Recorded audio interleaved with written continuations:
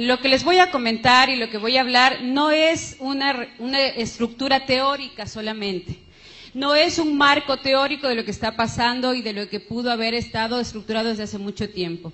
Es básicamente lo que hoy todos estamos viviendo, visto desde otra manera. Es un testimonio. Es un testimonio en donde yo les voy a compartir todo aquello que tanto las universidades, algunas lamentablemente las pontificias universidades católicas de nuestros países y otras universidades estatales lo conocen como los famosos posgrados de género o todo lo que tiene que ver las estructuras políticas de género. Es importante que sepamos de dónde parten, cómo fue estructurado y quiénes estaban detrás y con qué objetivo lo hicieron. Creo que para poder resumir todo esto y para que todos podamos compartir de una manera mucho más clara es, aquí hay tres poderes fundamentales. Un poder económico, que es el que mueve absolutamente todo. Un poder ideológico y político que tiene intereses, tanto eugenésicos como nazis y de gobierno global.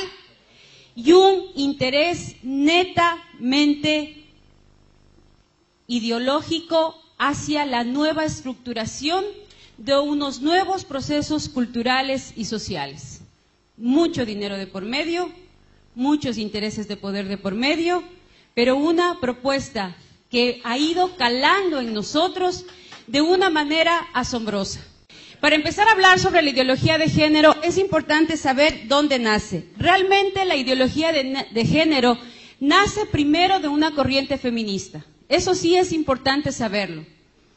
Nace desde el momento en que los movimientos sufragistas del siglo XIX y del siglo XX empiezan a trabajar por algo fundamental, que era el derecho igualitario a la mujer y era la búsqueda de la participación de la mujer. Así nace. Nace desde lo que tiene que ver los primeros movimientos feministas. Dentro de estos primeros movimientos feministas vamos a ver qué se exige. Se exige la participación pública de la mujer. Se exige el derecho al voto de la mujer. Pero ahí es donde empieza a marcarse una búsqueda de un lineamiento político y de un lineamiento filosófico. Y así estos grupos feministas se empiezan a enmarcar con mucha fuerza dentro de lo que tiene que ver el feminismo liberal. Este feminismo es angloamericano y tiene raíces protestantes. Hace énfasis en el individuo e ignora la importancia de la familia-comunidad, es decir, la mujer y la mujer. El resto quedaba excluido, simplemente se buscaba introducir a la mujer dentro de todo el contexto político y social de la época. Fue muy fuerte la lucha y la campaña con respecto al tema del voto. Luego viene un feminismo socialista. Como este feminismo hablaba exclusivamente de la participación, del derecho al voto, de la participación social y ciudadana de la mujer, es decir, pasar de objeto a sujeto social, se vincula dentro de todo este proceso el socialismo. ¿Y cómo entra? Entra directamente desde el ámbito francés y alemán. Busca sobre todo reivindicar a la mujer desde lo social y utiliza a Engels, a Marx, socialistas muy conocidos de la época. Y así pasamos de la famosa lucha de clases entre ricos y pobres, empresarios y obreros, a la lucha entre el hombre y la mujer.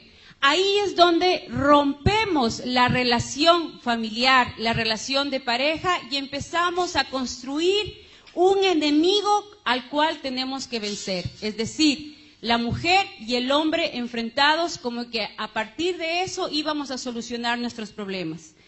Es así que dentro de toda esta propuesta se habla de que las mujeres son la primera propiedad privada y la opresión de las mujeres por parte de los hombres es la primera opresión de la clase. Le dan un énfasis a un gobierno amplio que solucionará los problemas de las mujeres. Tenían planteamientos explícitos de liberación sexual, es decir, yo soy tan igual al hombre que yo no tengo por qué tener hijos. Si él no tiene hijos, yo tampoco. Y si para eso tengo que usar anticonceptivos, llegar al aborto y empezar a tener una vida promiscua, como a lo mejor algunos hombres la tienen, pues yo tengo el mismo derecho. También para ellas la familia y el matrimonio son instituciones que las oprimen, que son opresoras frente a la mujer, y por eso entre sus objetivos principales estaba la abolición de la maternidad y la paternidad. Y para esto era imprescindible la anticoncepción y la despenalización del aborto. Ambos tienen en común el rechazo de la discriminación y ya aparecen los planteamientos malthusianos.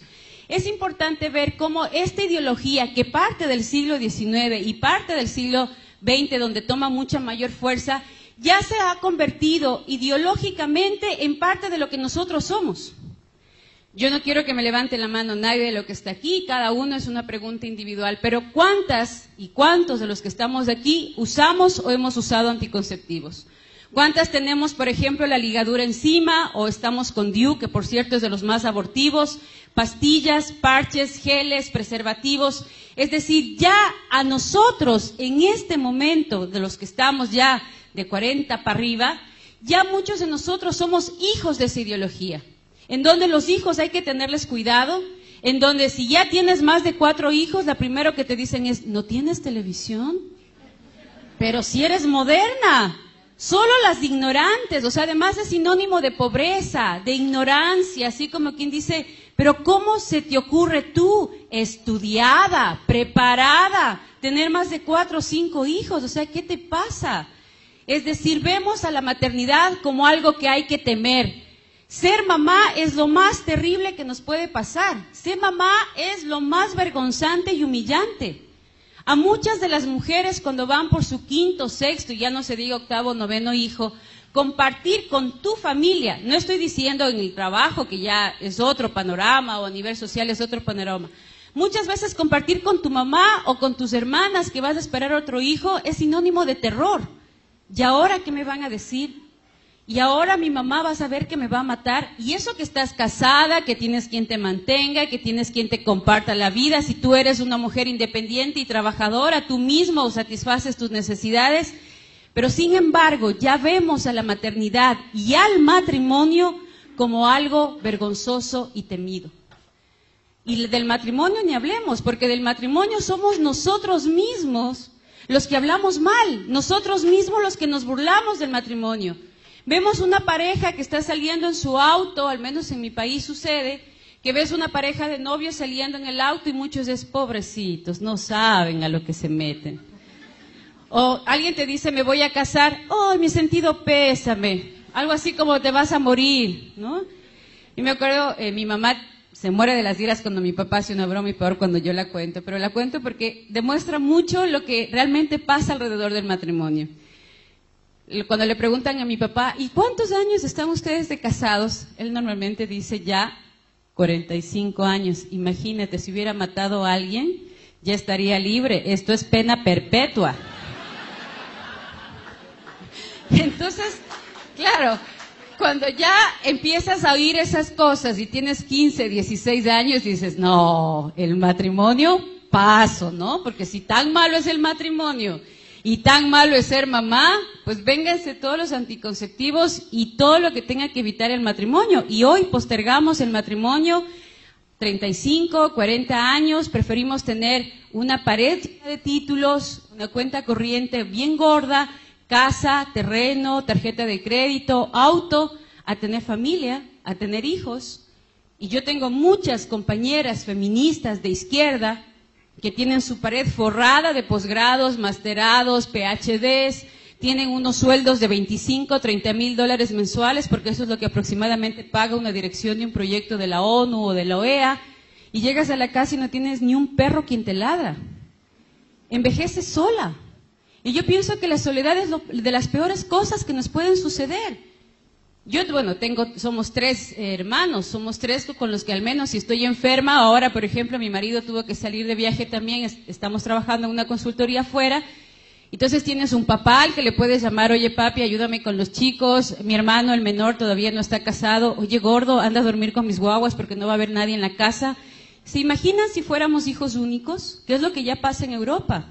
Se muere el papá, se muere la mamá, él se queda solo, un primo vive a miles de kilómetros del otro, estás enfermo, no tienes a nadie quien pedir que siquiera te pase un vaso de agua.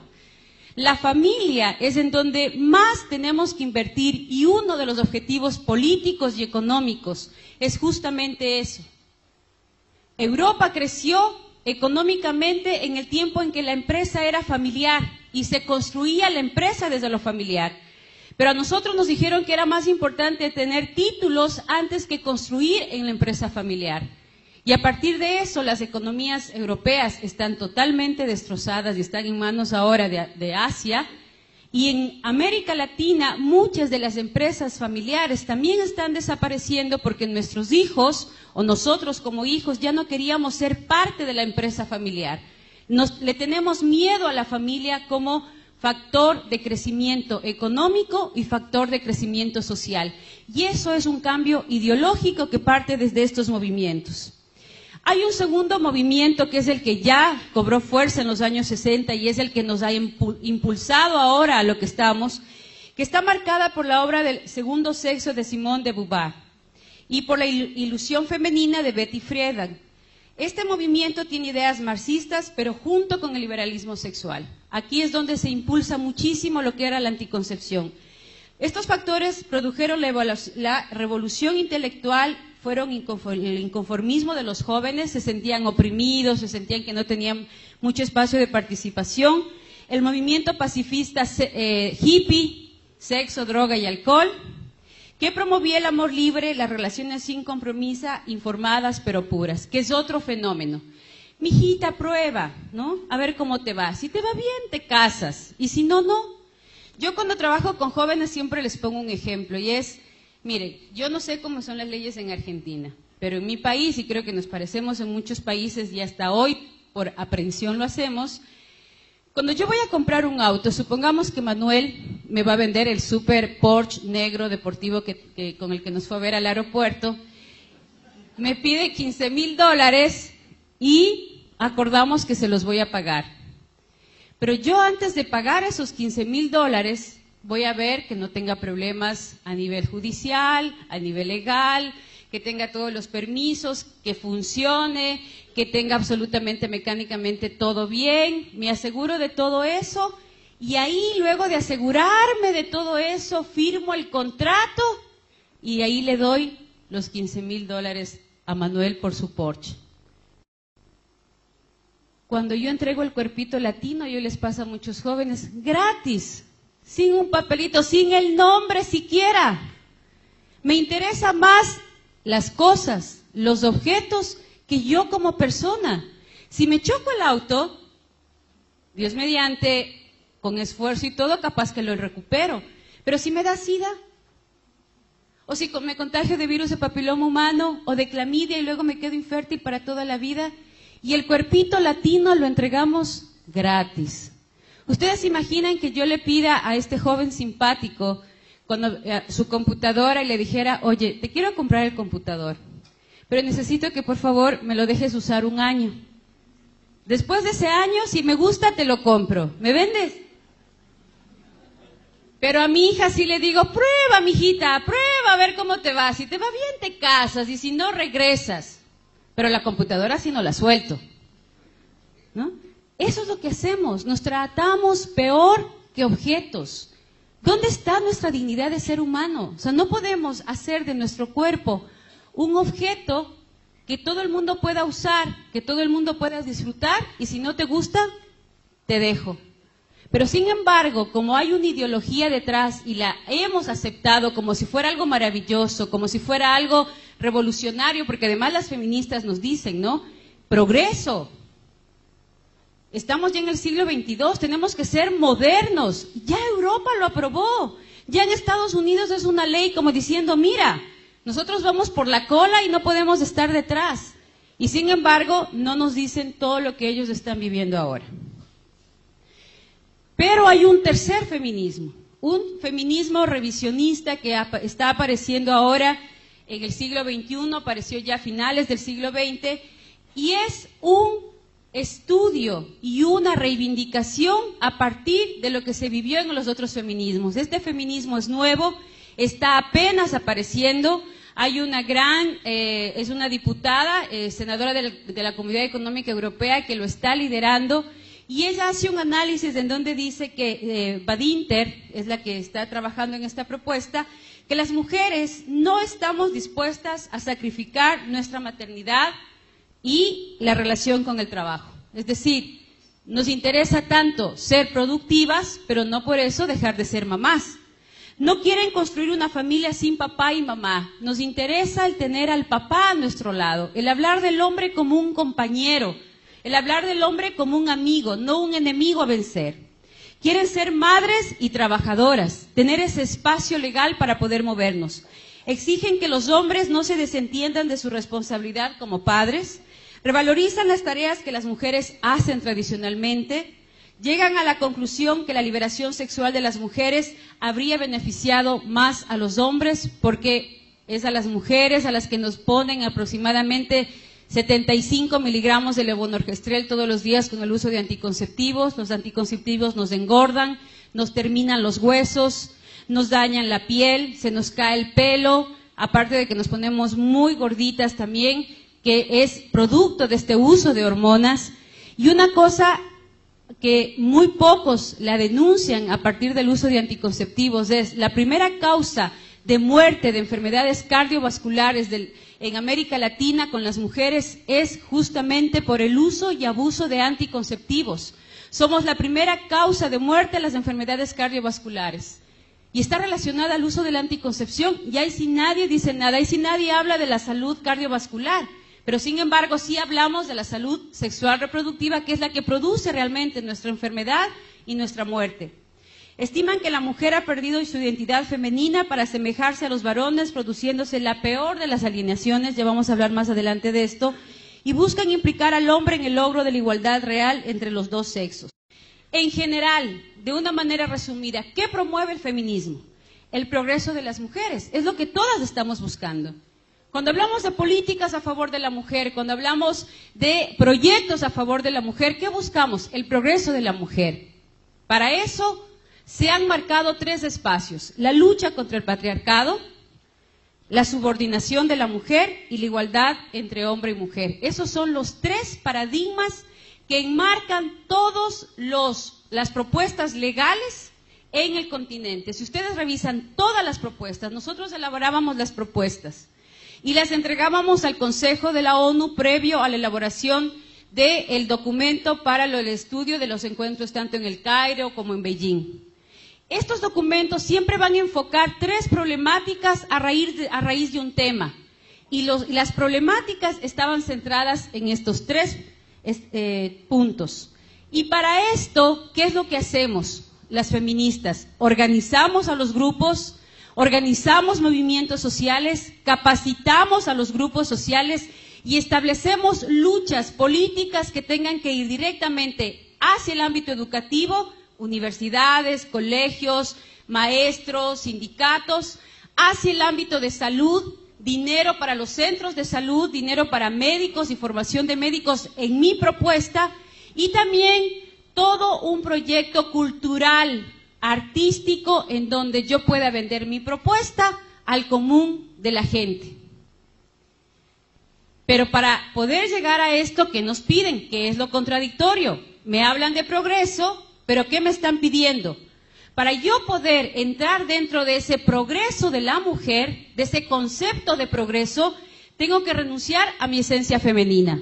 Cuidado digas que eres dulce, que eres tierna, que te encantan los hijos, porque no entras dentro de ese parámetro.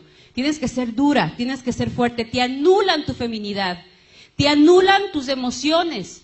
Tú no puedes llorar y para eso te ejercitan, para eso te forman, para eso te ponen en campos de formación en donde te hablan de tus mayores debilidades. Hay una dinámica que se llama la silla eléctrica. En esta dinámica de la silla eléctrica, donde formamos lideresas para que puedan enfrentar el campo social, ponemos un círculo y cada una tiene que sentarse en esa silla y en esa silla te tienen que decir todos los campos negativos que tú tienes, lo que yo percibo de negativo de ti. Y la que está al frente tiene que evitar enojarse y dar respuestas totalmente frías a cómo puede establecer una estrategia para vencer esa debilidad. Hay mujeres que hasta lloran y automáticamente lo que te dicen es, mira, tú no sirves. Si vas a ponerte a llorar como niña, como bebita, es mejor que ni pienses estar frente de ningún grupo. Tú para revolucionaria no sirves, tú para feminista no sirves, y así que es mejor que lo pienses. Si te quedas, tienes que ser fuerte y dura para enfrentar la batalla, y si no, te vas. Así te forman. Te forman para poder mirar al otro sin tener miedo, aunque sepas que por dentro te estás muriendo. Pero que sepas que tienes una pistola y que si hay que usarla, hay que usarla. Y que no te puede temblar la mano. Y así forman a las feministas. Diana Conti es formada desde los 16, 17 años para poder enfrentar lo que está enfrentando. Para que todo el mundo le diga que es una liberal, que dónde está su familia. ¿Ustedes creen que ella, en el fondo de su corazón, no sentirá la presión social que implica liderar estas propuestas? ¿Que habrá ratos en que no quiera desmoronarse? Claro, porque somos humanas, pero tiene que vencer eso porque así está formada. Porque así tiene que hacerlo para cobrar el dinero que cobra y para poder estar en el lugar en el que está. Aparte de eso está promover la liberación sexual, es decir, si tú tienes 10 amantes, yo voy a tener 20 como mujer. Defender el aborto a petición, porque como tú eres hombre y no te embarazas, yo tampoco me tengo por qué embarazar. Y si para eso tengo que terminar asesinando a mis hijos a cambio de un título, asesinando a mis hijos a cambio de un buen sueldo, asesinando a mis hijos a cambio de un posgrado, pues lo voy a hacer. Porque primero estoy yo y yo. El resto no me importa. Si el resto quiere venir conmigo, que venga. Y si no, pues es su derecho quedarse. Disociar la reproducción de la sexualidad. Es decir, no importa el resultado. Si yo tengo placer, lo voy a vivir.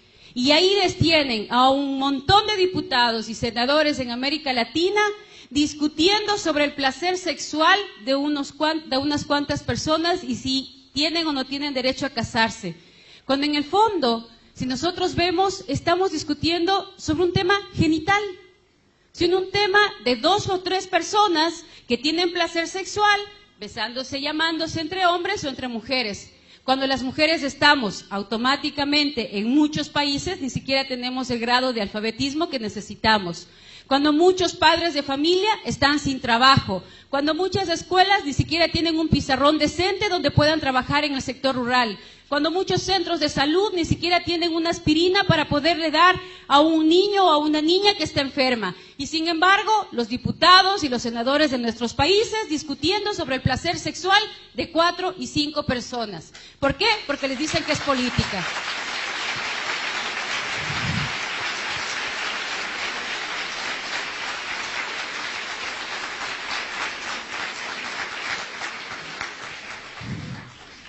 Además, es importante empezar a trabajar dentro de combatir la igualdad salarial, que ese es un punto. Siempre van a encontrar en las propuestas feministas puntos positivos que nos enganchan, pero que tienen con el paquete completo. Es como cuando yo te vendo un proyecto, en el caso de los gobernadores, que nosotros les financiábamos proyectos de los gobiernos locales. Le dábamos dinero para el alcantarillado, pero como eje transversal le poníamos género y salud sexual. Entonces el alcalde feliz empezaba a construir su puente y no se daba cuenta que dentro del convenio yo tenía la obligación de ir con mi equipo a capacitar a los maestros de las escuelas en el uso y abuso de anticonceptivos. Pero estaba el puente construido. Promover la promiscuidad sexual y el lesbianismo, porque es parte de las políticas de control natal. Ya van a ver que lo dice las Naciones Unidas clarito. La homosexualidad es parte del control natal para América Latina, este es un documento oficial de la ONU. Ingresar forzadamente al mercado laboral, es decir, y aquí hay muchas que lo hemos vivido, cuando vas a un sitio y te dicen, ¿en qué trabaja? Y como nos han lavado tanto el cerebro que ser mamá, estar en la casa es lo más denigrante, agachas la cabeza y dices, solo soy ama de casa. Solo soy ama de casa. O sea, por favor. ¿Quién no ha estado en la casa y quién no ha estado con los hijos no sabe de lo que está hablando? Aquí habemos algunas que somos mamás y sabemos que desde medicina, psicología, economía y todo lo que se pueden imaginar, uno lo tiene que saber. ¿Cómo? Pides ayuda al Espíritu Santo, porque te viene la de 20 años con la crisis de que se peleó con el novio y no sabe qué hacer. Viene el de 14 años que resulta que el profesor de matemáticas le mandó un ejercicio de X sobre Y al cuadrado y que tiene que resultar pi y dices, Virgen Santa, ¿y qué será eso? Y viene la de tercer curso y te dice, mami, lo que pasa es que me mandaron a hacer un ensayo de lenguaje sobre el Quijote de la Mancha. Y tienes que pasar desde la psicología a la filosofía y las letras en un santiamén, porque además todos te quedan viendo así como diciendo, Mamá, la respuesta. Entonces, vamos de uno en uno y despacito, porque de lo contrario termino haciendo el deber de álgebra en lenguaje. Promover la agenda de género es otro de los puntos que nace del feminismo, porque a las mujeres nos hablaron tan mal de los hombres y nos enseñaron a odiar tanto a los hombres que hoy terminamos en la cama de otra mujer, porque les tememos a los hombres. Y ahí también inicia la agenda de género, porque tengo tanto miedo de vincularme con un hombre, porque me han hablado tan mal de los hombres, que el amor entre mujeres dice que es más puro. ¿Cuáles son las estrategias para esto? El primer canal que se utilizó en todos los grupos y a partir de las conferencias internacionales fue el punto como estrategia global, el control de natalidad como derecho humano. Fue el primer punto. ¿De dónde parte? Eso es importante saberlo. La ideóloga del control natal hay muchos, pero la que más fuerza ha tenido, la que más se ha leído, a la que más se le ha impulsado y la que mucho dinero manejó y creó varias organizaciones como la IPPF, que es la que más vende anticoncepción y aborto en nuestra región, es Margaret Sanger. Ella fue la precursora norteamericana de los movimientos feministas, luchó por la imposición del control natal, el uso libre de anticonceptivos y el fomento del aborto. Margaret Sanger es el ídolo de las feministas, sobre todo de las de antaño. Hoy se la considera pionera del nuevo feminismo, es decir, de las chicas de 25 y 30 años, porque es mucho más radical en los planteamientos. Fundó la organización la Liga Americana para el Control de Natalidad, hoy denominada IPPF, y en 1914 fundó el periódico La Mujer Rebelde, que se considera el hito comunicacional más importante de la mujer. El control de la natalidad como medio práctico de la política racista. Y dentro de todo esto se comenzó a manejar ya la imagen de la familia pobre, con muchos hijos, totalmente sufrida, acongojada, los niños sucios, botados, y la familia feliz con 2 hijos. Y empiezan a aparecer ya no las casas grandes, las casas pequeñas. Y hoy todo está construido sobre la base de esta política. Encontrar una casa, yo no sé cómo será acá, pero en mi país yo tengo 3 hijos. Encontrar ya una casa de 3, 4 dormitorios es más o menos una odisea. La mayoría de casas tienen 2 dormitorios, una cocina que tienes que entrar de lado porque de frente no cabes, una sala comedor que ya es una sola, porque ahora eso se llama estilo moderno, estilo americano. Entonces son 4 sillas en medio de la sala. Y un patio en donde el perro le puede dar ataque de esquizofrenia porque no resiste el tamaño del patio, ¿ya? Y ese es el modelo. Nuestro fallo, les voy a decir literalmente lo que estudian las mujeres y los hombres en los posgrados de género, porque este es un documento que se les entrega. Lo que pasa es que como lo vemos con otros ojos, literalmente lo he pasado.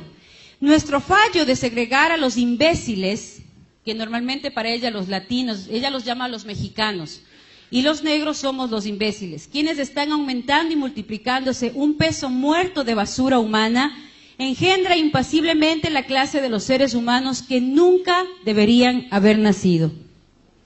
El control de la natalidad en sí mismo, denunciado a menudo como violación de la ley natural, no es nada más ni nada menos que la facilitación del proceso de deshacerse del indigno, de prevenir el nacimiento de defectuosos o de aquellos que lo serán. Margaret Sanger. El exterminio de la población negra. De 5 abortuarios en Estados Unidos y en España, 3 están en barrios de latinos y barrios de negros, al punto que hoy ellos se están organizando en Estados Unidos para denunciar el genocidio de los afros en Norteamérica. ¿Por qué? Porque dice que el enfoque educacional más exitoso para llegar al negro es a través de un llamamiento religioso.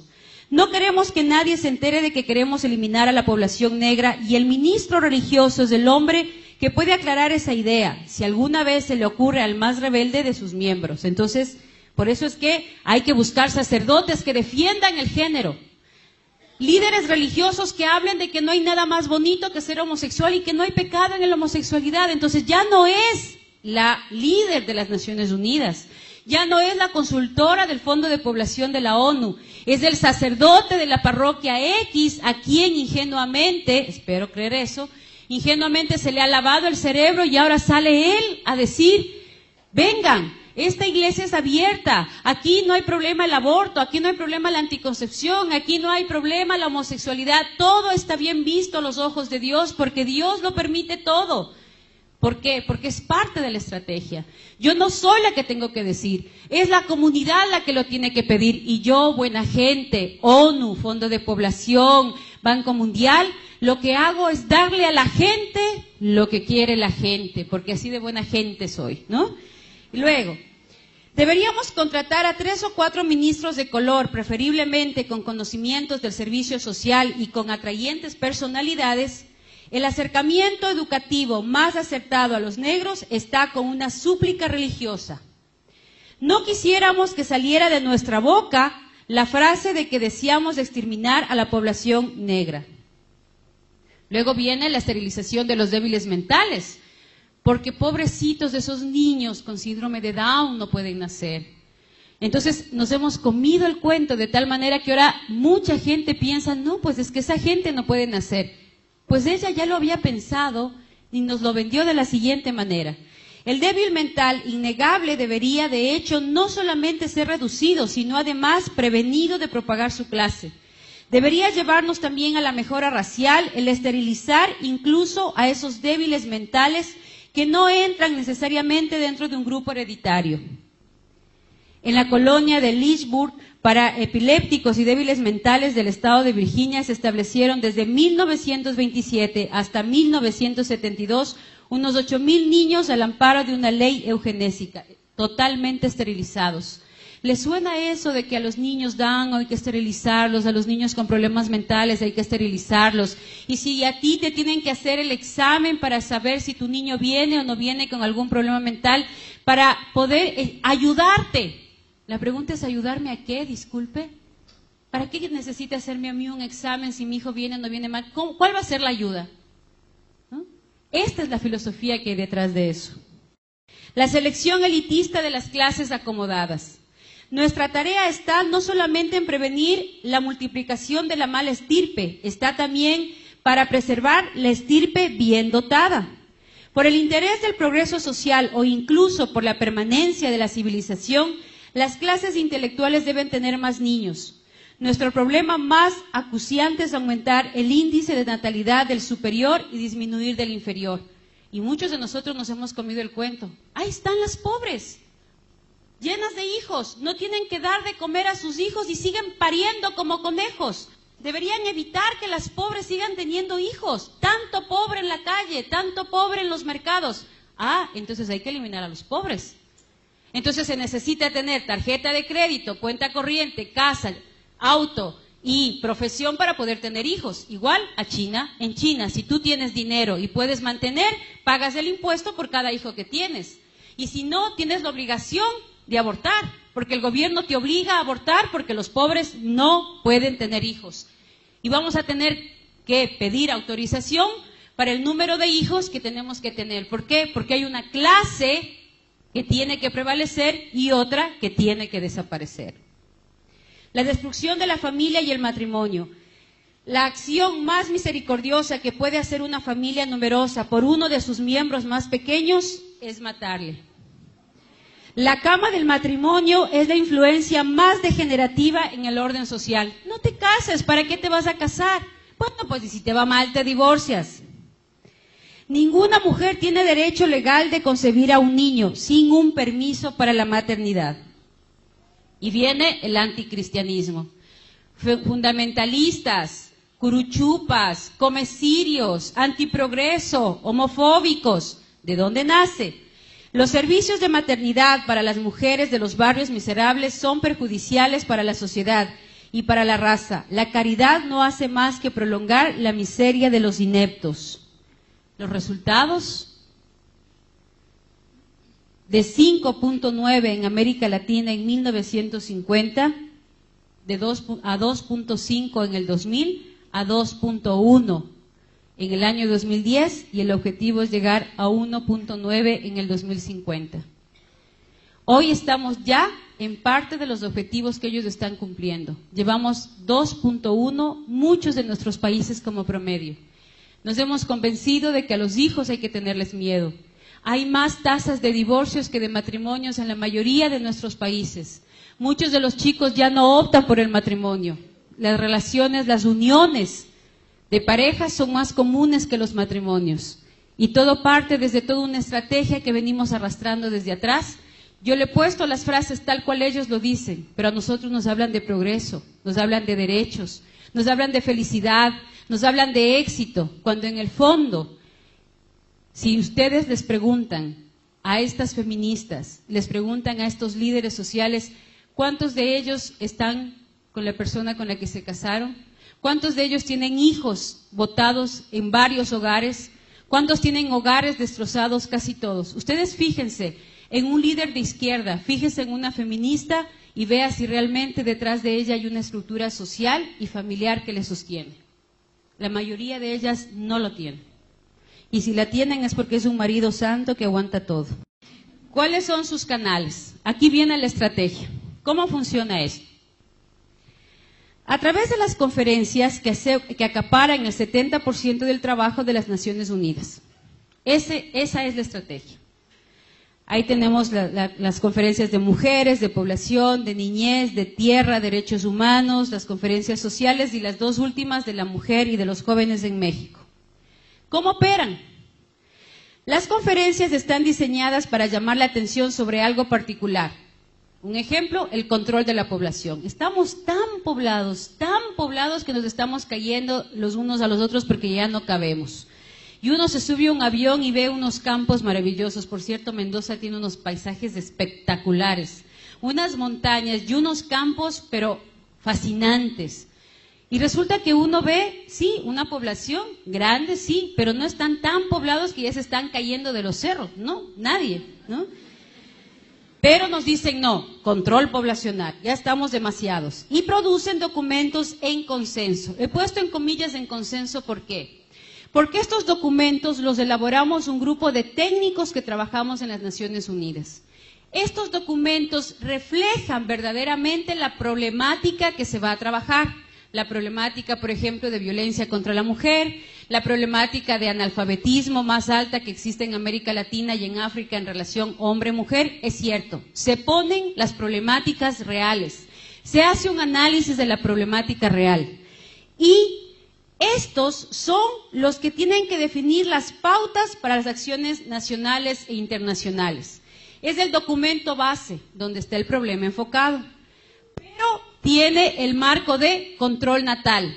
Problema, solución, control natal. ¿Cómo se llega a esa conclusión sin que yo ONU lo diga y lo diga la gente?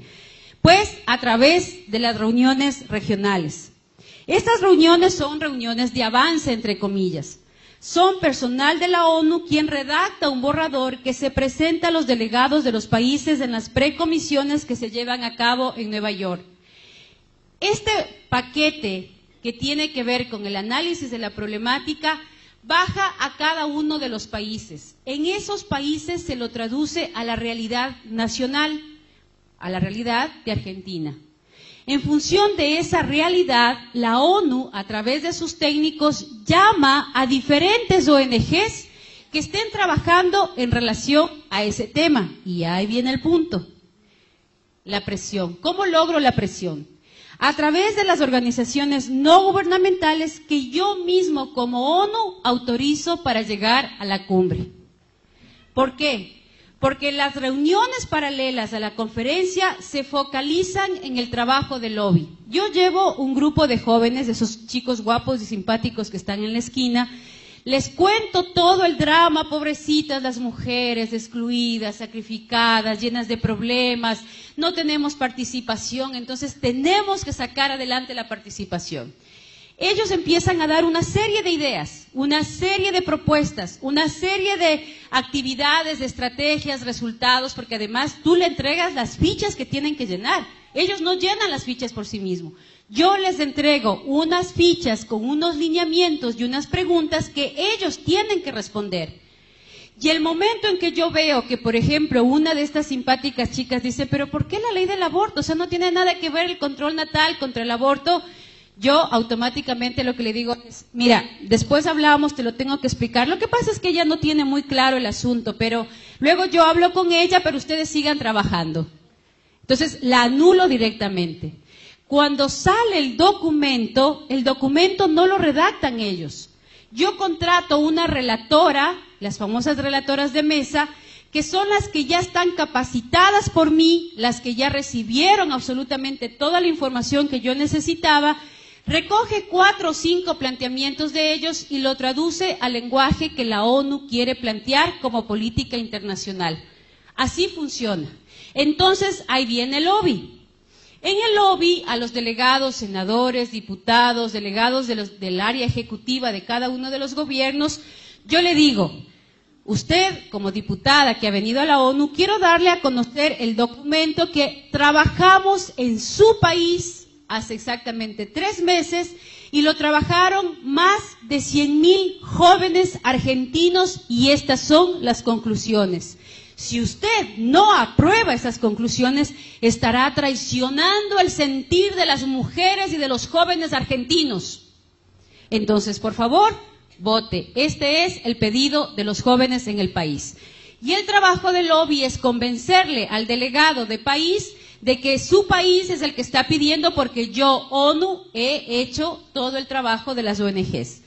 Luego aparecen las voceras de los grupos de base y de las organizaciones internacionales con intereses económicos. Aparecen los proyectos. Disculpen. Aparecen ya los proyectos. Entonces, ¿qué es lo que viene ahí? Aparecen las problemáticas, aparecen las temáticas, lo que se va a aprobar y, milagrosamente, aparecen las financieras.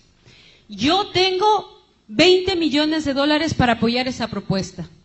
Yo tengo 100 millones de dólares para trabajar con jóvenes en Colombia.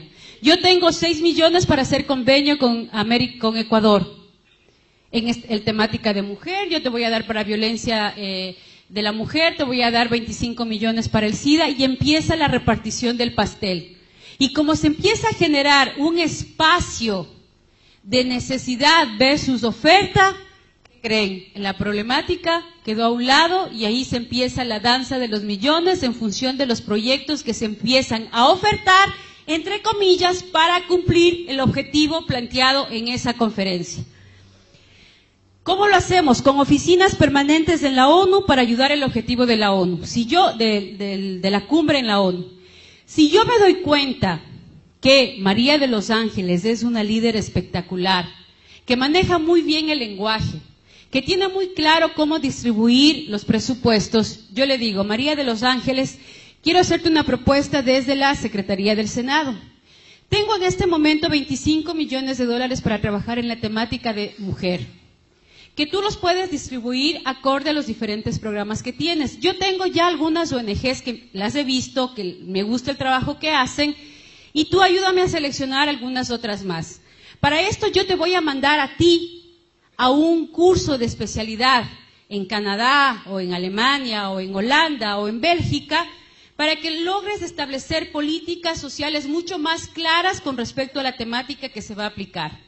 Te vamos a dar más o menos $2,000 mensuales, el posgrado es de aproximadamente 21 días, te pagamos el hotel, te pagamos el curso que cuesta $25,000 y luego de todo esto elaboramos juntas el proyecto y yo te entrego el dinero. ¿Estás de acuerdo, María de los Ángeles? Ya dudó, eso para mí ya es bastante como funcionaria de la ONU. Exfuncionaria. Pero ahorita voy a hacer el papel de la funcionaria para que ustedes vean un poco cómo se manejan las cosas, ¿no?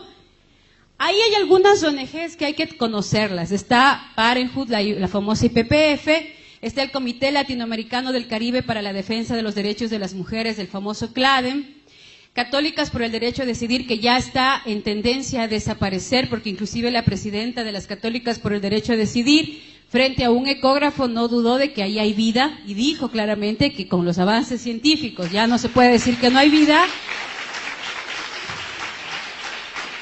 Entonces, yo veo que ya el plan de la ONU, siempre van a ver el plan de la ONU, aparecen unas ONGs con fuerza, se les pone ahí al frente y todo, se van quemando y a las mismas aparecen con otro nombre, ¿no? Está el Popular Council, que es de los más fuertes y es de los más desencarnados porque tienen estudios económicos, estudios geográficos, estudios antropológicos, sociólogos y todos trabajando en función de esta propuesta y otros más, ¿no? Aquí está también, está llegando a Argentina el IPAS, que tiene su oficina central en México, está Plan Internacional, está también el Banco Mundial, ya los vamos a ver ahora. ¿Cómo funciona esto? ¿Qué hay detrás? Uno dice, bueno, todo hasta aquí es así como político, ideológico. Detrás de todo esto realmente hay mucho dinero. Miren, ¿cómo funciona esto? Estas organizaciones internacionales que se han tomado las Naciones Unidas, la ONU realmente en el 42 nace desde una crisis social mundial muy fuerte, donde los derechos humanos prácticamente desaparecieron, donde se mataron a millones de personas a nombre de la limpieza de raza.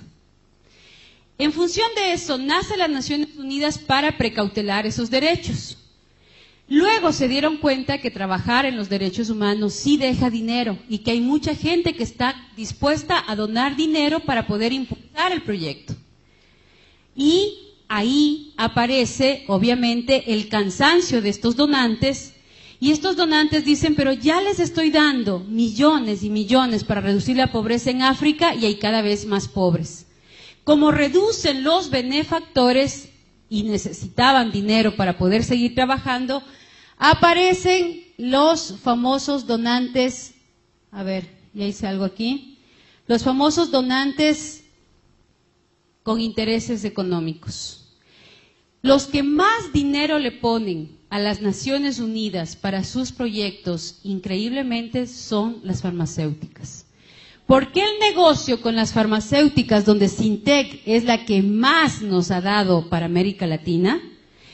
Es la que invierte para generar los proyectos de educación sexual como inversión para poder retribuir. ¿Dónde está el negocio? Yo te vendo los preservativos a 12 centavos desde la India.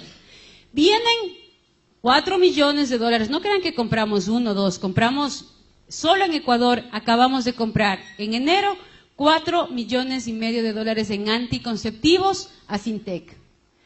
Sintec financia los encuentros, financia los lobbies, financia las ONGs, porque yo te entrego a ti a los 13, 14 años un preservativo, te regalo el preservativo, te enseño durante 4 o 5 años a través de los maestros que ganan miserables sueldos en nuestros países, que se los ha convertido en distribuidores de anticonceptivos.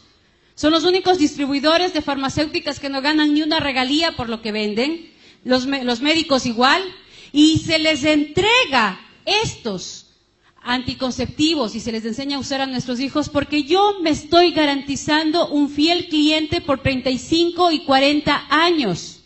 Entonces, si yo traigo a 12 centavos y encima más negocio con algunos diputados para poner dispensadores de los preservativos obligatoriamente en los colegios, vamos a poner un colegio base de 1,500 jóvenes, te enseño cómo se usa, te pongo ahí y yo los vendo a 25 centavos. ¿Cuántos preservativos venderán en un dispensador de un colegio de 1,500 alumnos? Entonces, claro que es un negocio regalarte, claro que es un negocio educarte para que uses mis anticonceptivos, claro que es un negocio invertir. Entonces, yo invierto en los encuentros y luego de invertir en los encuentros, ¿cómo lavo el dinero? Lavo el dinero a través de las organizaciones internacionales para que yo desaparezca, te entrego a esta institución busca agencias internacionales de desarrollo social, de desarrollo en salud, como el USAID, como todo lo que tiene que ver los centros, la FDA también, y lo paso a las financieras para que puedan entrar a negociar, como la Organización Mundial de la Salud y el UNPA, y entrego los préstamos a través de los bancos internacionales. Entonces, yo no hago como país el convenio directamente con Sintec, sino que presento el proyecto al UNPA o las Naciones Unidas para que estas agencias depositen el dinero o hagan préstamos internacionales. Un ejemplo de eso. Si yo soy diputado, si yo soy alcalde o gobernador y hago un convenio con el Fondo de Población o hago un convenio con UNICEF, hago un convenio con el Banco Mundial para mejorar los centros de salud de Mendoza, el Banco Mundial, a través de estos organismos internacionales, me ofrece donarme $100 millones para construir, para arreglar, para comprar equipos a los centros de salud de Mendoza. Dentro del convenio está el eje transversal de salud sexual reproductiva, que incluye la consejería gratuita a adolescentes para que los adolescentes sin permiso de sus padres usen anticonceptivos, para que se trabaje en género, es decir, capacitar a los maestros y a los médicos en atención a personas homosexuales, y todo lo que tiene que ver con la entrega de anticonceptivos y esterilización a las mujeres y a los chicos, a los hombres en Mendoza. Entonces, espectacular, pero hay un eje transversal que de esos 100 millones, 1 millón, 2 millones, 3 millones será destinado para mi proyecto. ¿Quién va a manejar ese proyecto? Entonces yo le digo, señor gobernador, no se preocupe. Primero lo invito a cenar en un local muy bonito, y aquí uno ve el sticker de la ONU y te abren las puertas por todo lado. Nadie puede entrar, pero si le dice, soy funcionaria de la ONU, siga por favor. Le llamo de la ONU para hablar con el gobernador, claro, siga por favor. Los llevo a cenar, porque para eso tú ganas un sueldo, pero te entregan una tarjeta de crédito de aproximadamente $20,000 para que tú como funcionaria puedas invitar a diputados, puedas invitar a gobernadores, a gobiernos locales, a cenas, a teatros, a lugares, a posgrados, a viajes, y así poderle inmiscuir en la propuesta. Le digo, mire, usted encárguese de estos 98 millones, yo voy a contratar los técnicos, porque yo me imagino que usted no tiene experiencia en esto de contratos sociales, ONGs y todo. Yo ya tengo el estudio de con qué ONGs puedo trabajar, y en función de esas ONGs yo empiezo a implementar el proyecto. Yo tengo mi equipo, tengo mi gente, así que usted de eso no se preocupe. Firma, y empezó el proyecto sin que nadie se dé cuenta y sin tener que buscarme marchas en contra, ni que vengan los Provida a decirme que esto no está bien, ni que vengan un montón de viejitas comerciarios a decirme que eso está mal. Ni se han enterado, ya está firmado el convenio y ya está el dinero en la gobernación. La más grande de estas ONGs que trabaja en todo el continente, desde México hasta Brasil y Argentina y Chile, es la IPPF. El que está al frente de la IPPF actualmente es el hijo de Margaret Sanger. La IPPF, Alexander Sanger, él es el gerente de la IPPF actual. Y la IPPF en su página web, ellos, la verdad es que nosotros no leemos, pero ellos lo tienen bien clarito y lo ponen ahí directamente. La IPPF trabaja para mejorar el acceso a la anticoncepción de emergencia para ayudar a prevenir embarazos no planificados y abortos inseguros. ¿Qué quiere decir? Que trabaja por el aborto seguro, que vende abortivos, que vende aborto químico, que esteriliza y entrega anticonceptivos a los jóvenes sin mayor información. Y aquí ustedes no ven absolutamente en ninguna parte de la página, en ninguna parte, lo que tiene que ver con el peligro de las enfermedades de transmisión sexual de nuestros hijos. Yo lo único que hago es vender un negocio. Entonces, imagínense qué negocio. Te entrego anticonceptivos. Como sé que no existe sexo seguro, tienes dos opciones: o te embarazas o te enfermas. Si te embarazas, te vendo el aborto. Y si te enfermas, te vendo, por ejemplo, la famosa vacuna en contra del virus de papiloma humano, que le dicen muy noblemente en contra del cáncer de útero, que no hay tal cáncer de útero si no hay virus de papiloma humano, que es una enfermedad que se transmite vía piel a piel por el simple sudor de la piel. Entonces yo también te vendo las vacunas. ¿Cuánto cuestan? $475. ¿Cuántas dosis? 3 dosis. ¿Cuánto cuestan los retrovirales para el SIDA? En Brasil se los produce a $170, $180 y nos lo venden en nuestro continente entre $800 y $1,000. Un negocio redondo. Y para completar el negocio, yo también te vendo las máquinas a través del IPA para todos los procedimientos abortivos, y no conforme con eso, hoy me he inventado un tubo para extraer el bebé de 8 a 10 semanas, venderlo completo. Entren a las páginas web y pongan compro y vendo bebés abortados, y mientras más completo está, más caro te pagan las mismas farmacéuticas para dos cosas: investigación con bebés muertos o elaboración de geles, de cremas y de shampoos con el colágeno de nuestros propios hijos. Ese es el negocio macabro que hay detrás. Entonces, vamos a ver qué de las conferencias y cuánto dinero ya está implementado. En la conferencia del Cairo del 94 ya se habló del aborto como un derecho y muchos países lo aceptaron. Incluyeron los derechos sexuales y reproductivos, y desde 1998 todas las constituciones, todas, sin excepción alguna, todas las constituciones del continente incluyeron dentro del marco constitucional en el área de derechos humanos el concepto de salud sexual reproductiva, sin considerar lo que eso implicaba. Los fondos para planificación familiar en todo el mundo fueron de 17.000 millones de dólares que ya se entregaron y ya se gastaron. Educación sexual y sexo seguro desde los 14 años, que ya empezamos ahí a elaborar los primeros textos educativos para ser entregados a nuestros hijos. Representantes de Honduras como Lorena Casco y también Cecilia Royals fueron las que más guerra nos dieron en esa época. Ellas fueron las que impidieron, y gracias a ellas muchas de estas políticas en América Latina no se introdujeron, porque alertaron a varios de los gobernantes que estaban ahí y a varios de los delegados. Se habló también de que los niños que nazcan deben aparecer como niños deseados, y se empezó aquí a introducir dentro de todos los textos de salud, dentro de todos los libros de ginecobstetricia, el concepto de niños deseados como política desde la resolución de El Cairo. Se trató de cambiar el concepto de familia a familia en todas sus formas, y Europa lo acogió. América, desde Norteamérica, Canadá hasta el Cono Sur, no la adoptaron en el 94. Luego en Beijing, ya los logros que se tuvieron y que ya estamos viviendo el resultado de eso se trata negativamente al matrimonio, a la familia y a la maternidad, y se empieza a hablar de la importancia de vivir las relaciones sexuales como un derecho, sin llegar ni al matrimonio, y no importa el sexo, no importa el estado civil, no importa si eres hombre, si eres mujer, no importa absolutamente nada.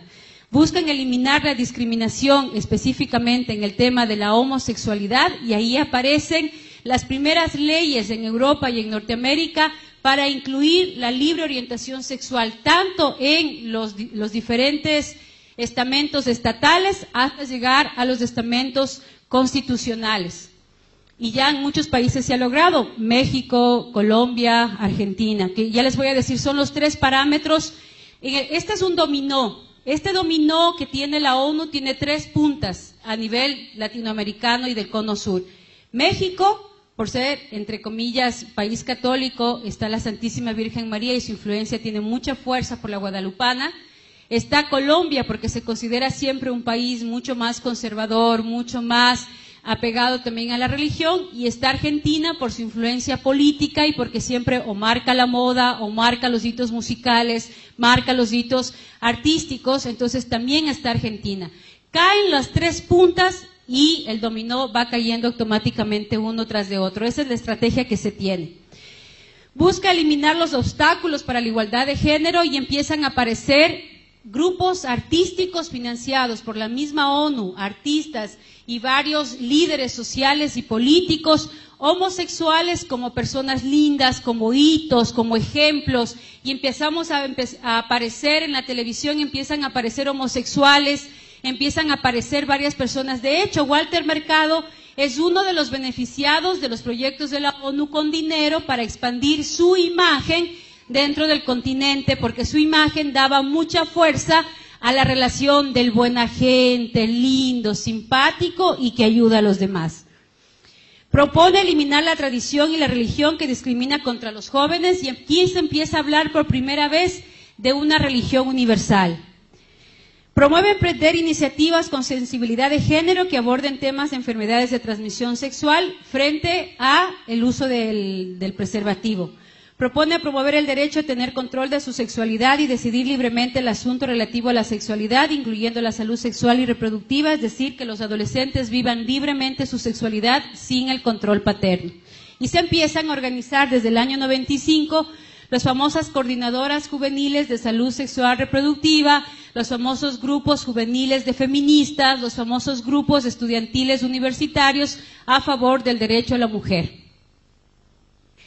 Luego viene la CEDAW, que desde el 79 se empezó a trabajar, pero que ya a partir del 2000 se firmaron los convenios, y ahí empieza como instrumento jurídico fundamental para asegurar igualdad de los derechos de las mujeres. Define la discriminación como cualquier distinción, exclusión o restricción de los derechos a libertades de las mujeres, proclama el derecho a la igualdad entre hombre y mujer, un comité de expertos que verifica el cumplimiento de estos derechos, y ahí ustedes ven que tienen en cada gobierno vienen a visitarte para ver y evaluarte si estás o no estás cumpliendo, y se ratifica el protocolo. ¿Quién estuvo detrás de todo esto y financió directamente estos dos eventos y la legalización en las diferentes constituciones? Frederick Osborne y la IPPF. Frederick Osborne, que fue el que dio el dinero en un 80% para África y América Latina, no es nada más ni nada menos que el presidente de la Sociedad de Eugenesia. Es el fundador, junto con Rockefeller III, del Consejo de Población y el Lobby Pro Aborto. Y es el estratega de la criptoeugenesia. Luego viene, con todo este financiamiento, ¿cuál fue el resultado? Condicionar el entorno por medio de presiones sociales y psicológicas concentradas en los jóvenes y en los padres. ¿Cómo se hace esto? Se trabajan talleres que se convocan desde las Naciones Unidas. Yo voy a dar desde el área que más trabajaba, que era el área de los maestros. Entonces yo convoco a unos 200, 300 maestros para establecer la nueva política educativa en materia de salud sexual reproductiva. Se trabaja todo a base de dinámicas, de ejercicios grupales, de terapias grupales, más o menos todo lo que tiene que ver con trabajo desde lo personal para debilitarte hacia la toma de decisiones en función de la decisión grupal. Cojo los maestros, vengo y traigo a la super experta, PhD, doctora, 80 libros, habla no sé cuántos lenguajes, viene especializada de Alemania, y la presento tal cual para poder darle exposición a los maestros. La primera dinámica que propone esta super experta es traer a dos lesbianas frente al público y se les pide simplemente observan y van a percibir sus sensaciones y emociones. Esa es la pregunta y ese es el punto de partida de la dinámica. Entran las lesbianas, se quedan mirando, se acarician, se besan y se van. La pregunta de la super experta es ¿cómo se sintieron? Y empiezan unos que sí, que me da igual, mira, cada uno tiene derecho, otro que dice no, me parece horroroso, o sea, no estoy de acuerdo, por favor, ¿cómo es posible que nos hagan esto? Yo venía a otro taller y todo. A todos los que protestaron les digo, por favor, levanten la mano quienes no están de acuerdo o no les pareció bien o se sintieron mal o se incomodaron con esta dinámica. Levantan la mano, gracias, bajen la mano por favor y les digo, ustedes deberían ir al psicólogo. Tienen un problema moral. Ustedes tienen todavía problemas de carácter interno que resolver porque están influenciados por cuestiones religiosas, de derecha, y todo lo que ustedes piensan va a evitar el desarrollo de nuestros países. En el evento van a haber muchas cosas de este tipo, por lo tanto decidan si se quedan o se van. Yo les puedo recomendar tomar un taller de gestáltica que les permita vivir su sexualidad, porque a lo mejor lo que tienen es una sexualidad reprimida, porque el 50% de varones ya ha tenido tendencias homosexuales y el 30% de mujeres también las vive todos los días. Eso lo dice el estudio hecho en X y Z y por lo tanto ustedes están dentro de ese marco. Agachan la mayoría la cabeza, hay 2 que 3 valientes que se mantienen y pelean, pero el resto mutis. ¿Por qué? Porque lo dice la super experta. Y así es como empiezan a trabajar todo el control natal, y eso ya lo hemos visto, ¿no? Luego viene la Fundación Rockefeller, que empieza a trabajar y empieza a financiar a través de estas organizaciones. ¿Y cuáles son los logros? Se ha establecido políticas de esterilización de enfermos degenerados, la mujer como pieza clave de la nueva humanidad, la iglesia principal enemiga del progreso humano y la revolución sexual. Hasta ahí el primer paso. ¿Están en todos nuestros países estos pasos? Sí. Viene el segundo paso. El segundo paso de la política global está la agenda de género, es decir, redefinir la igualdad.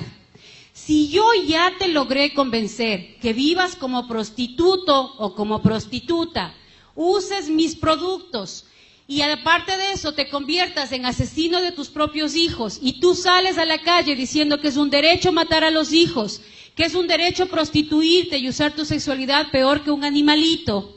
Si ya te convencí de eso, ahora sí, ya te puedo convencer de lo que pensé que nunca te podía convencer. Y es de cambiar el concepto de igualdad social a igualdad biológica. Los hombres y mujeres se hacen, no nacen. Todos por todas.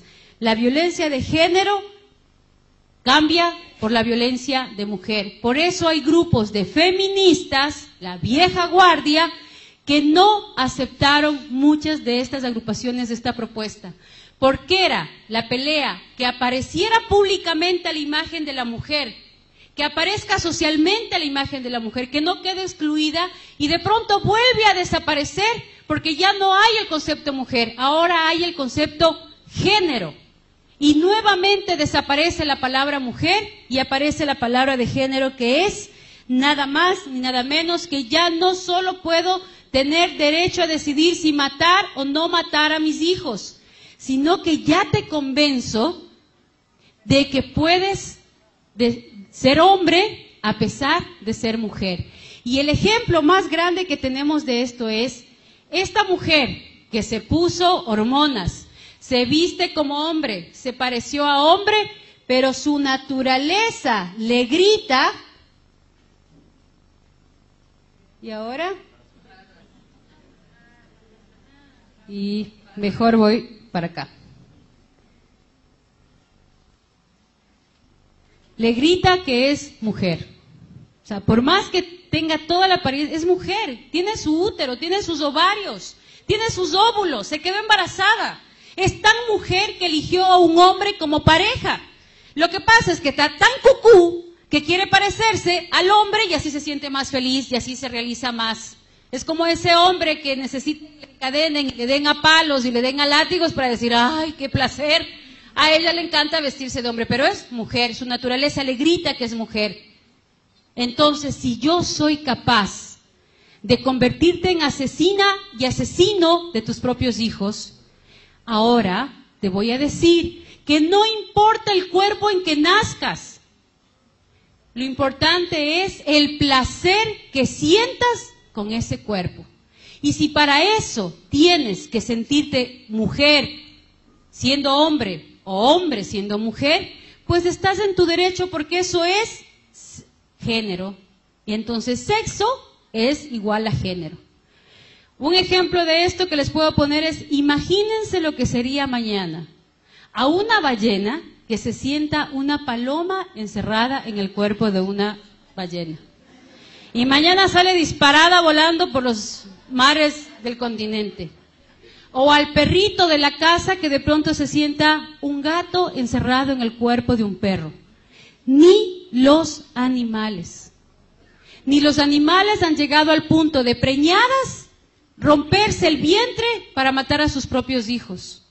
Ni los animales han llegado al punto de querer ser lo que no son. O sea, a un pez jamás se le ocurriría sentirse pájaro, porque además sabe que se muere en el intento. Y eso es lo que está pasando aquí. Nadie les está diciendo a estos chicos que están viviendo su orientación sexual los terribles daños biológicos que implica esa decisión. Y si no, preguntemos en Europa cuántos anos artificiales han tenido que poner en los homosexuales que viven libremente su homosexualidad. ¿Cuántos genitales masculinos han tenido que amputar por las infecciones terribles que se da dentro de su salud el momento de las relaciones anales. Ahí sí nadie les dice nada.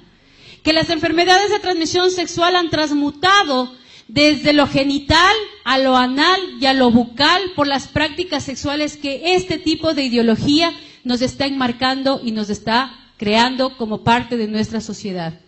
Vamos a ir rápido que tengo 5 minutos. Es el fraude, cómo nació esta propuesta de Kinsey. Les pido que por favor estudien el documento de Kinsey.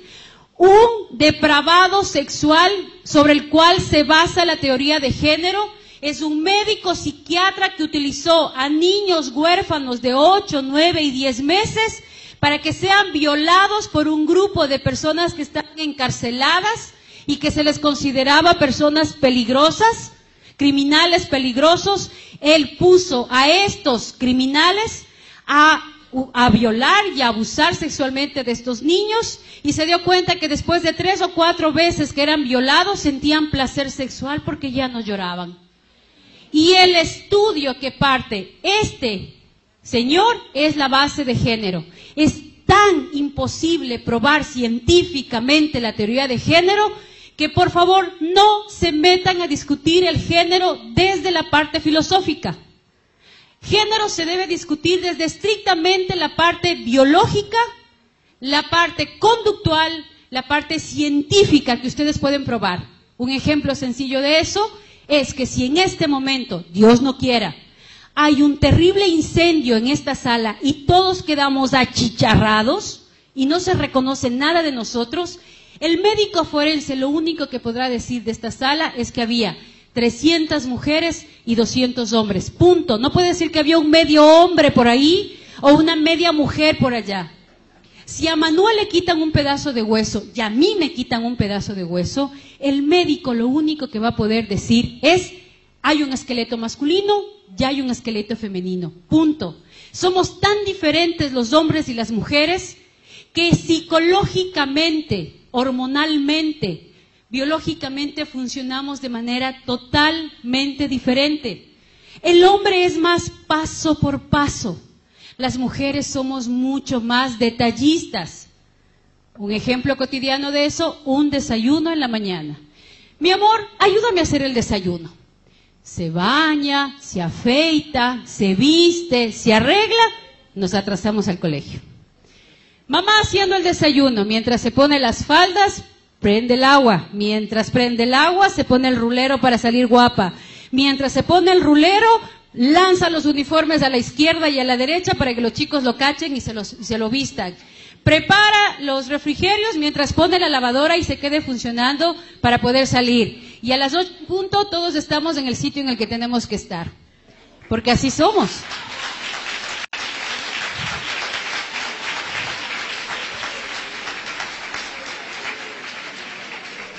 Y ahora imagínense, ¿no? ¿Ustedes se imaginan un papá dando a luz? ¿Verdad?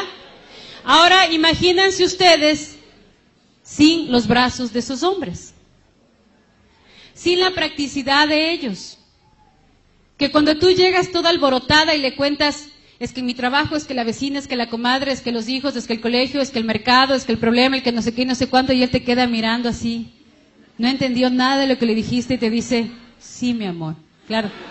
¿De qué sí? De eso de lo que me estás hablando. ¿Pero de qué parte? ¿De tu amiga? No te estoy hablando de mi amiga, te estoy hablando del trabajo. ¿Mm? Pero sí esos ojitos de popurrí, sin sus halagos. ¿Ustedes creen, mis queridos amigos, que las mujeres nos arreglamos, nos peinamos, nos perfumamos, nos guapeamos para que aquí mi amiga me diga: mamacita, qué buena que estás? No. Nos arreglamos para nuestros maridos, para nuestros hijos, para nuestros machos, para nuestros varones. Y todas nos debilitamos y nos derretimos frente a esas palabras amorosas que ustedes nos dicen.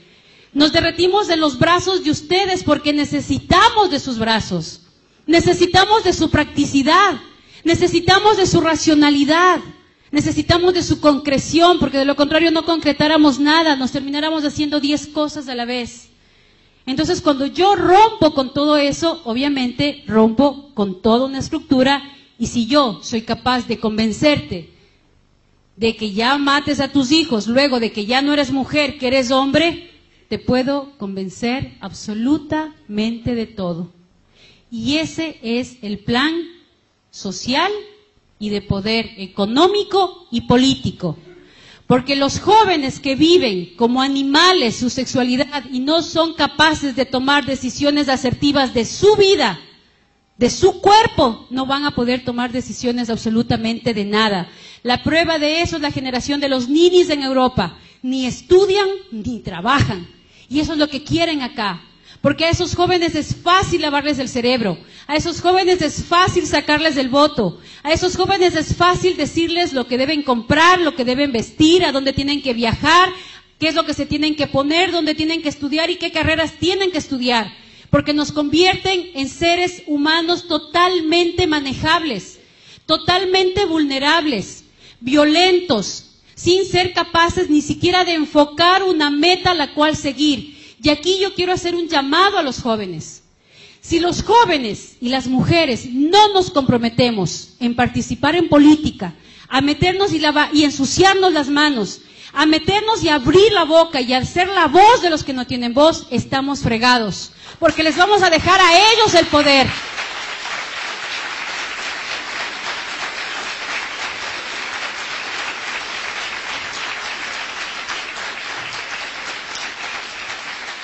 Si ustedes no participan, de nada les sirve tener 100,000 personas en la calle y 80 en contra dentro del Congreso, dentro de los diputados. No nos sirve de nada.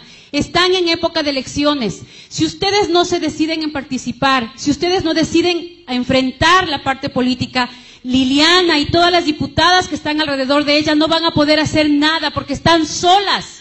Necesitan gente adentro. Si ustedes jóvenes no son capaces de extorsionar a los políticos, de presionar a los políticos y decirles, yo soy su futuro votante por varios años.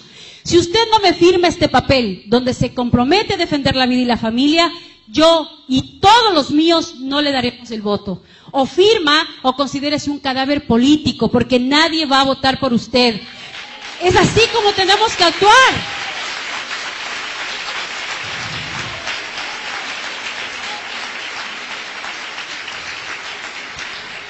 Y como ya me están votando, y tengo que correr, no le he dicho todavía cómo organizarse, porque una cosa es la denuncia, y estoy empezando recién las propuestas, organizarnos. Este evento es fundamental. Este evento tiene que unirse con todas las fuerzas internacionales que en este momento están trabajando. Estas son algunas de las organizaciones internacionales que están ya dentro de los Estados Unidos, en la ONU, con oficinas propias. Son gente buena que ya se ha logrado introducir en los canales de la ONU para romperle sus esquemas, para romperle su participación. Si no nos organizamos y no tenemos claro cómo actuar, no lo vamos a lograr. No hace falta que salgas y digas a la calle que el aborto es un pecado, se te van a reír en la cara. Tienes que decir lo que es el aborto, un crimen, y a mí como mujer nadie me va a obligar a asesinar a otra mujer. Así vive en el vientre de mi útero, porque todas las mujeres tenemos derecho, incluida aquella mujer que vive en el vientre de otra mujer. Por lo tanto, estamos por el derecho de todas las mujeres, porque nadie me va a obligar a mí a mancharme las manos de sangre asesinando a mi propio hijo, porque ese hijo es muy fácil quitármelo del vientre y de mi corazón y de mi mente. ¿Quién me lo va a quitar? Porque a mis hijos no les van a decir que metiéndose con otro varón, amando a otro varón, va a ser más varón, porque lo voy a destruir. Entonces ahí es donde yo tengo que organizarme, federaciones de padres de familia, federaciones de jóvenes, federaciones de mujeres, federaciones de hombres, porque aquí los que más están perdiendo son ustedes, papás, porque les están quitando el derecho a ser padres, a ser abuelos, porque les están diciendo que son criminales, que son irresponsables, que ustedes no pueden ser papás, que son malos, que son violentos. Eso es lo que les están diciendo. Ya es hora de que los hombres salgan a la calle y digan, habemos hombres que amamos a las mujeres, habemos hombres que estamos dispuestos a dar la vida por nuestros hijos, que no nos avergüenza lavar los platos, que no nos avergüenza cocinar, que amamos a nuestras hijas mujeres y amamos a nuestros hijos varones. Los católicos, los cristianos, tienen que salir a la calle a defender su derecho de hombres, porque hombre no es aquel que tiene más mujeres, hombre es aquel que tiene una y la ama para toda la vida, y ustedes han demostrado ser hombres valiosos.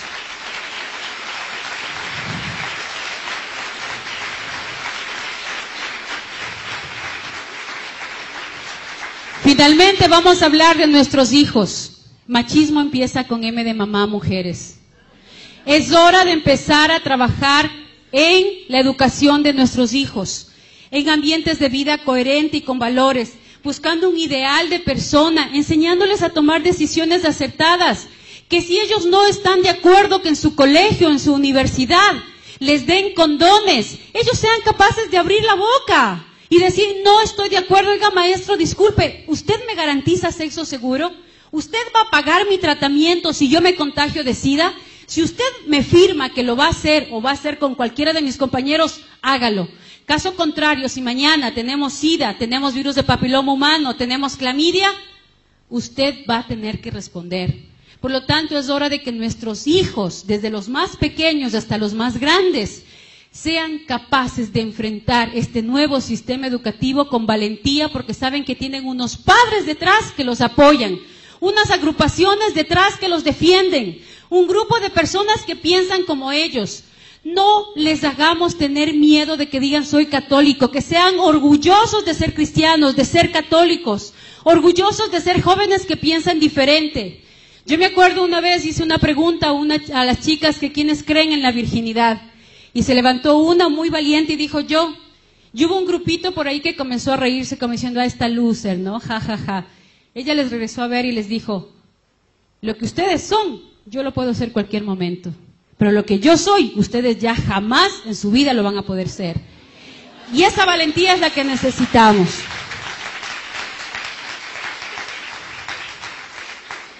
Bueno, ya están ahí. Yo creo que con esto terminamos.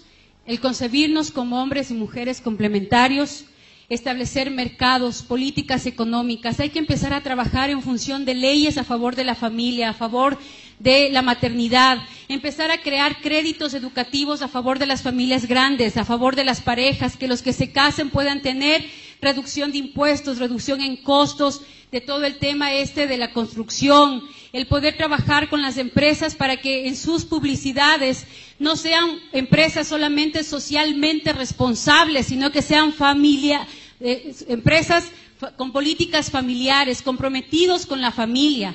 Ustedes están ahora organizándose. México tiene una idea que le ha venido trabajando mucho tiempo y se las paso por si acaso, el Día de la Familia, en donde todas las empresas, los mercados, los supermercados, los negocios de comida, en ese día hacen programas especiales para las familias, dando énfasis en las familias grandes y en las familias pequeñas. Hacer compatible la maternidad y la paternidad, no tener miedo a comprometernos. Tener acciones positivas y trabajar a favor de la familia y de la vida es lo único que nos va a ayudar y nos va a fortalecer. Trabajar en favor de la familia y de la vida es lo único que va a lograr cambiar Argentina, cambiar Colombia y Ecuador. Si no estamos unidos, no estamos claros y no alzamos la voz, no tenemos derecho ni siquiera a criticar. Si ustedes no están comprometidos adentro, si ustedes no entran a la política, si ustedes no entran a jugárselas, ya perdieron el derecho a criticar. O nos jugamos y entregamos la vida, además, porque tenemos el ejemplo más grande de todos. ¿Saben cómo se ama y se defiende lo que uno cree? Así. Como Cristo lo hizo por nosotros. Dar la vida hasta la última gota de sangre. Eso es lo que hay que hacer. Muchas gracias.